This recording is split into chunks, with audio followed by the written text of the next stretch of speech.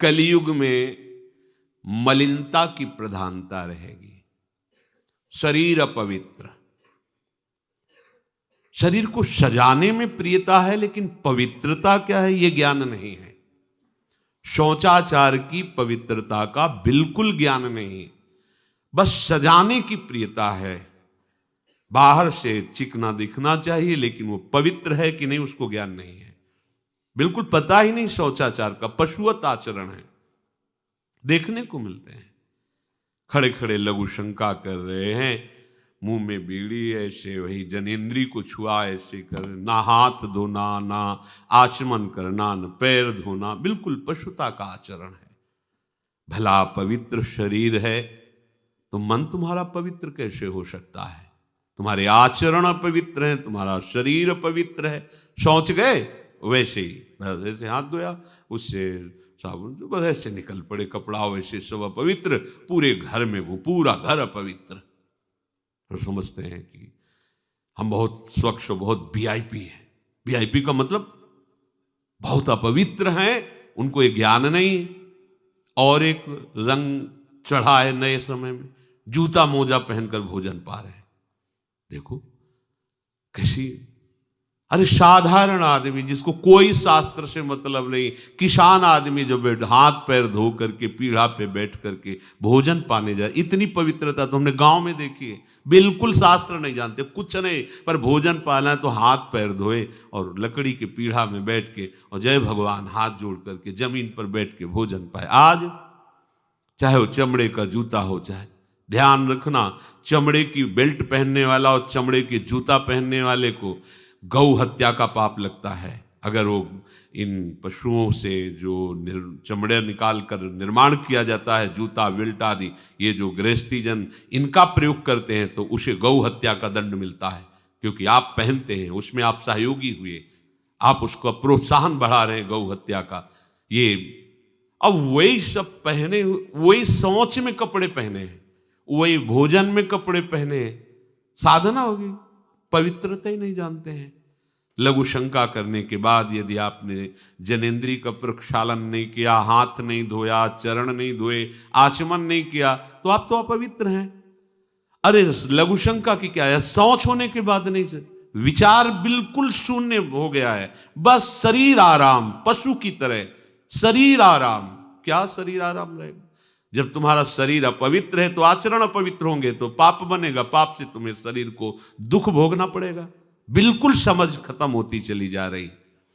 कल केवल मल मूल मलिना, ये नाना प्रकार के पापाचरणों की जो हमारी प्रवृत्ति बढ़ती जा रही है, उसका कारण है खान पान अपवित्र, शरीर अपवित्र।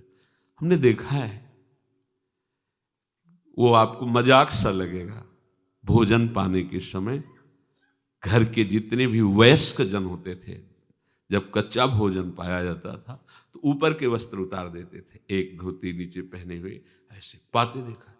बाद में विचार कितनी पवित्रता, क्योंकि वो कपड़े पहनकर बाहर कार्यों और ऐसे जल लेकर के ऐसे आचमन कर हाथ जोड़कर थोड़ी देर, किसान आदमी, वो कोई साधु महात्मा नहीं, कोई वैष्णव नहीं, किसान आदमी की बात कर रहे हैं, हाथ में जय बोल करके प्रभु की फिर प्रसाद पाए, जय हो भगवान आपकी। आज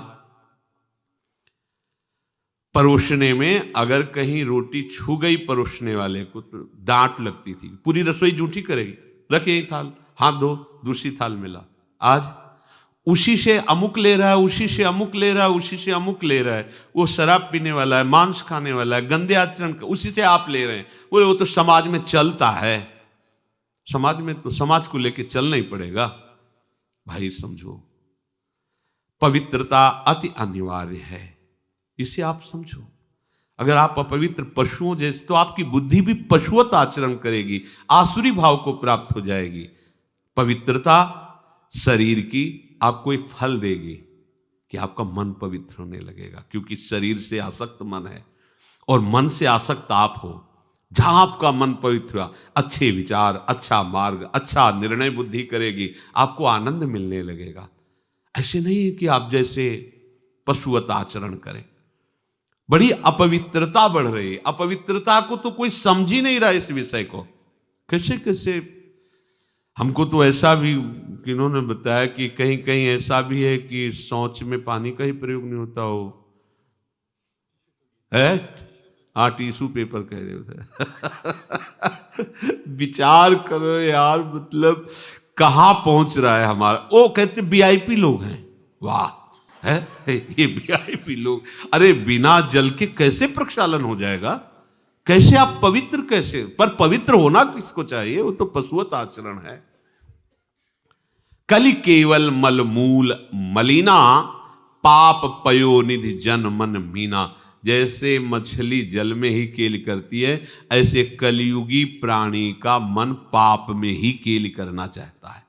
अपवित्र विचार, कैसी कैसी मलिनताएं बढ़ती चली जा रही। रसोई अभी बनकर तैयार नहीं हुई और ऐसे सो खड़े खड़े वही रसोई, क्या पछता है।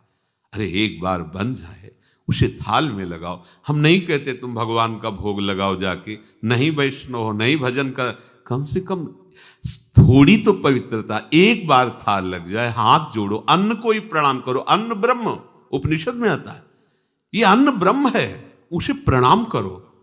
वह हमारे जीवन को पुष्ट करता है, हमें भगवत भाव प्रद। हाथ जोड़कर कहाँ हाथ जोड़े, वो तो जूता पहने वैसे ही सब, कोई खड़े खड़े खा रहा है, कोई मतलब ये हो क्या रहा है।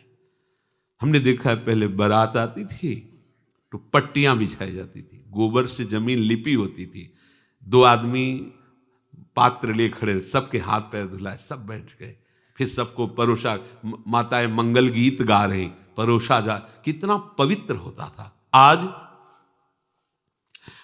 कोई ऐसा कम ही मिलेगा जो शराब न पिए हो, कोई ऐसा कम ही मिलेगा जो उद्दंडता न कर रहा।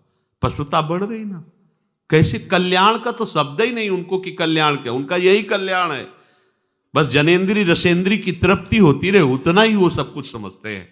गोस्वामी जी कह रहे ये नाम कामतरु है, सब कामनाएं पूर्ण करने वाला है, और ये काल का भी काल है। देखो नाम अगर जिह्वा पे विराजमान है तो अपवित्र पवित्रो वा सर्वावस्थांगतोपि वह यह स्मरेत पुंडरीकाक्षम सवायाभ्यंतर शुचि। बाह्य और अभ्यंतर से पवित्र। पर यदि आपने सदाचार का पालन नहीं किया, शौचाचार का, तो नाम में रुचि होगी नहीं, ध्यान रखना। अगर कोई ऐसे नाम में रुचि, जब मनाया मुझ उठाया, जब मनाया, कैसी कैसी पशुता है, चिड़िया की तरह चुनते रहते हो। अरे एक बार, दो बार, तीन बार एक अपने भोजन का समय निश्चित करो, थोड़ा शांति से बैठकर भगवत भाव में आकर तब भोजन पाओ, वैसे ही आपका भाव बनेगा जैसा भोजन आपका है।